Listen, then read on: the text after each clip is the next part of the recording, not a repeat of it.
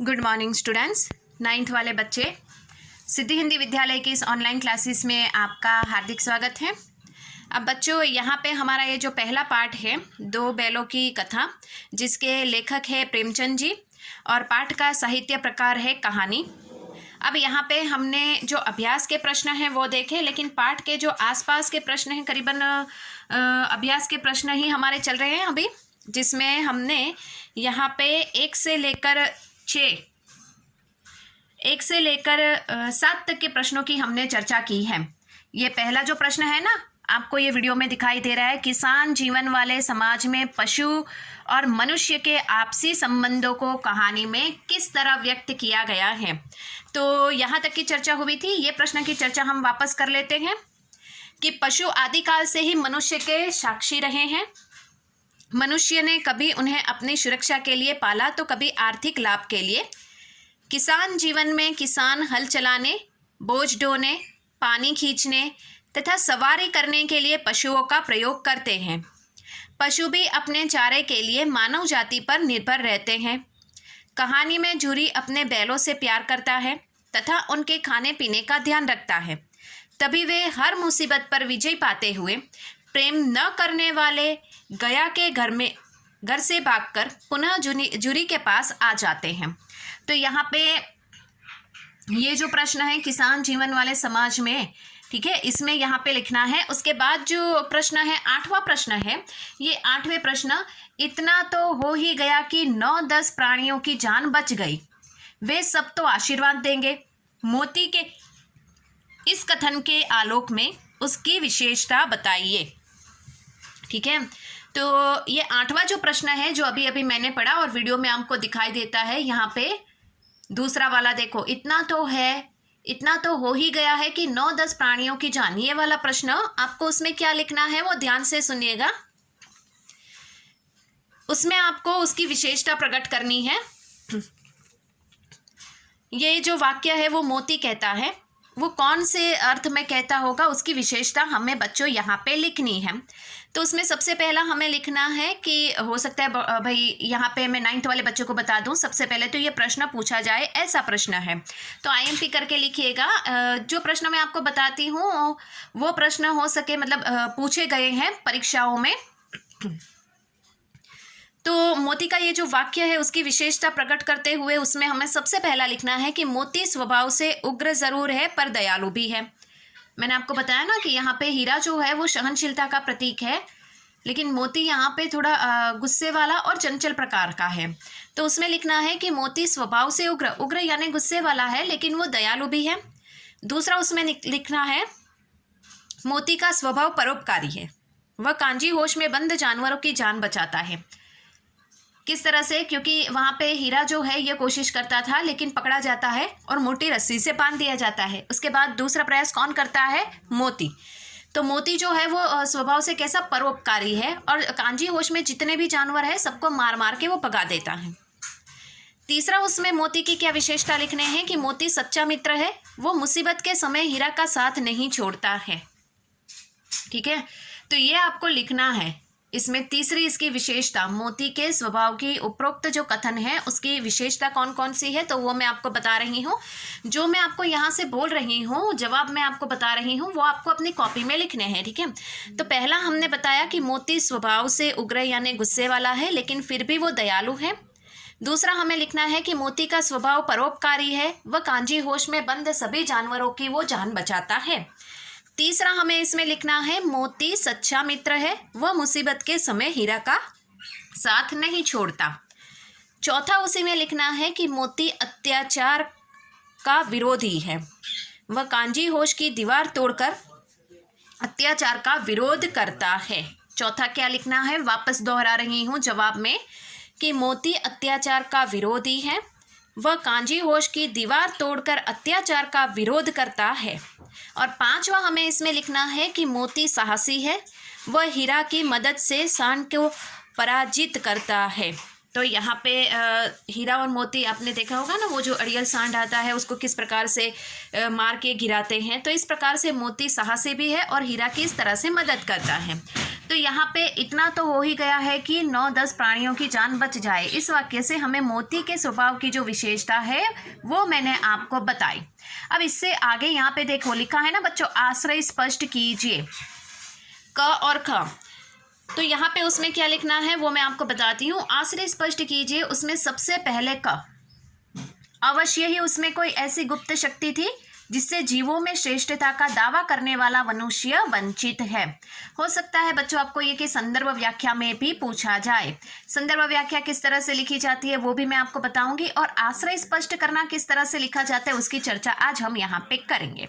संदर्भ व्याख्या में थोड़ा अलग प्रकार से लिखना होता है। आश्रय स्पष्ट कीजिए, उसमें भी आप उस टेक्निक का इस्तेमाल करोगे तो बहुत ही बढ़िया है, अंक लेने के लिए ये टेक्निक बहुत अच्छी है। तो सबसे पहले तो जो मैंने आपको पंक्ति बताई ना, अवश्य ही उसमें कोई ऐसी गुप्त शक्ति थी जिससे जीवों में श्रेष्ठता का दावा करने वाला मनुष्य वंचित है।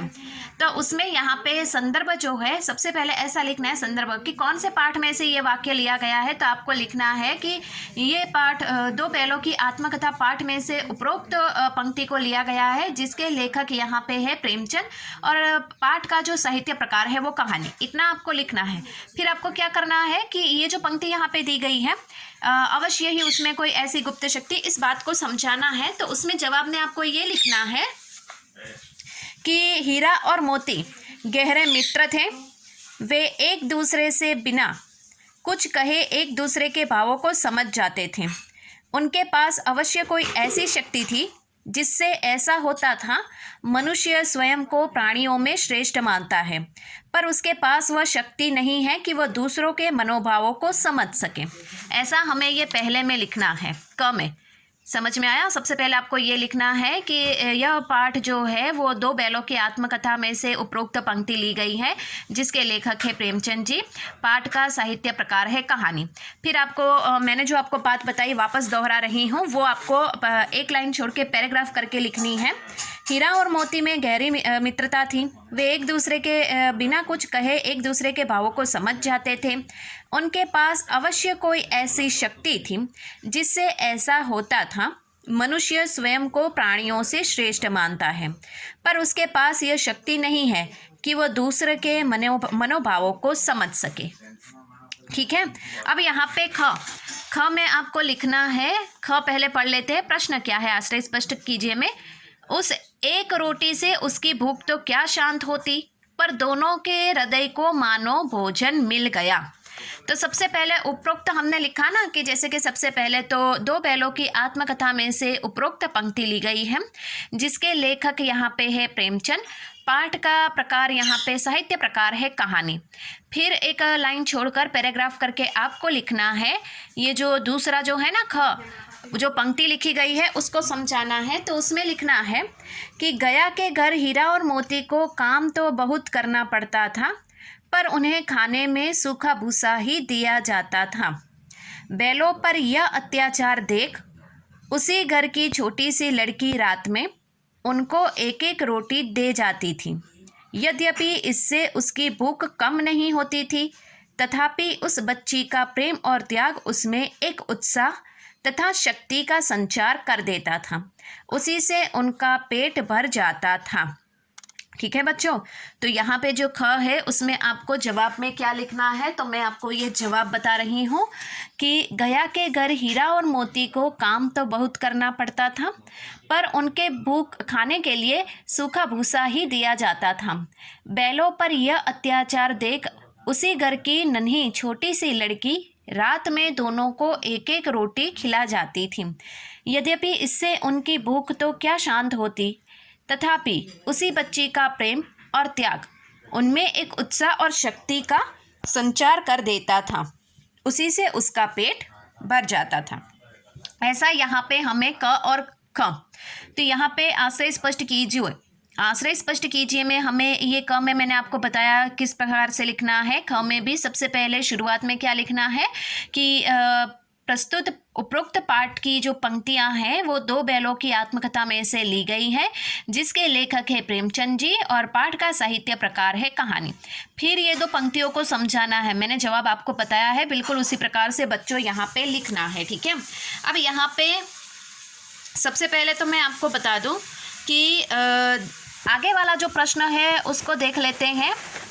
ध्यान दीजिएगा बच्चों कि गया ने हीरा मोती को दोनों बार सूखा भूसा खाने के लिए दिया, क्योंकि यहाँ पे हमें क्या करना है। देखो, सबसे पहले मैंने प्रश्न पढ़ा, गया ने हीरा मोती को दोनों बार सूखा भूसा खाने के लिए दिया, क्योंकि ये ऑप्शन दिए गए हैं। क, गया पराये बैलों पर अधिक खर्च नहीं करना चाहता था।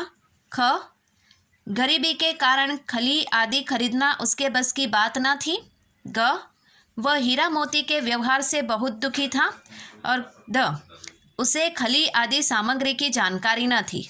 ब्रैकेट में लिखा है सही उत्तर के आगे सही का निशान लगाइए। आपको क्या करना है मैं आपको बताती हूँ, लिखना कैसे है। पहले तो आपको प्रश्न लिखना है, गया ने हीरा मोती को दोनों बार सूखा भूसा खाने के लिए दिया, क्योंकि। फिर नीचे जवाब लिखना है, ब्रैकेट में सबसे पहले जो क, ख, ग, घ उसमें से जो लिखा हुआ है ना, तो उसमें क्या आएगा, ग आएगा सही जवाब। वह हीरा मोती के व्यवहार से बहुत दुखी था। डायरेक्टली जवाब लिख देना है, समझ में आया। तो बच्चों आज के इस वीडियो में हम यहाँ पे रुकते हैं। फिर आने वाले आगे नेक्स्ट वीडियो में हम रचना अभिव्यक्ति, इसमें जितने भी प्रश्न दिए गए हैं ना बच्चों सारे के सारे हम करेंगे। लेकिन जब व्याकरण की शुरुआत करेंगे, व्याकरण का कोई मुद्दा होगा तो हम उसी के साथ करेंगे व्याकरण के मुद्दे की चर्चा। तब तक के लिए यहाँ पे रुकते हैं। आगे वाले वीडियो में रचना और अभिव्यक्ति, देखो यहाँ पे नीचे लिखा हुआ है ना रचना और अभिव्यक्ति, इस प्रश्नों की हम चर्चा करेंगे। तब तक रुकते हैं। यहाँ जितने प्रश्नों की चर्चा हुई है बच्चों, ये सारे प्रश्नोत्तर आपको अपनी कॉपी में लिखने हैं। तब तक के लिए थैंक यू।